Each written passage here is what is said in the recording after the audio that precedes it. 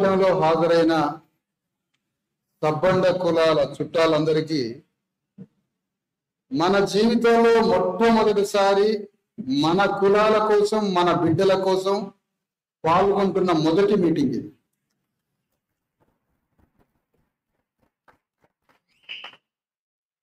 మనం ఇప్పటిదాకా పాల్గొన్న మీటింగులన్నీ మంది కోసం పాల్గొన్నాం, అగ్ర కులాల కోసం పాల్గొన్నాం.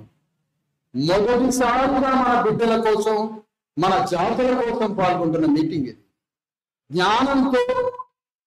జ్ఞానంతో ఈ మీటింగ్లో కూర్చోండి. ప్రతి మాట వినండి, ప్రతి మాటని రక్తంలో నింపుకోండి, శరీరంలో నింపుకోండి.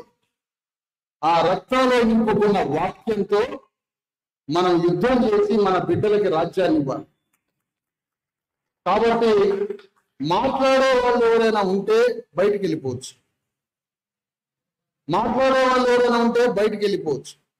మౌనంగా ఉండి ఈ సభలో నుంచి ఒక పెద్ద సంకల్పాన్ని తీసుకొని బయటికి పోవాలి.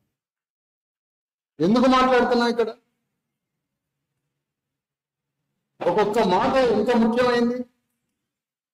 దయచేసి మిమ్మల్ని కోరుకున్నా నేను, ఇప్పటికే సమయము, కాలము, తరతరాలు, యుగంగా కాలగర్భంలో వృధాగా కలిసిపోయింది.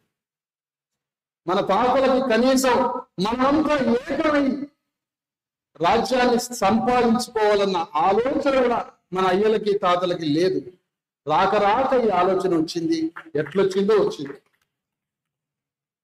దయచేసి మౌనంగా ఉండి ప్రతి మాటని వినాలి. ఇందులో నుంచి ఒక సంకల్పాన్ని తీసుకొని పోవాలి.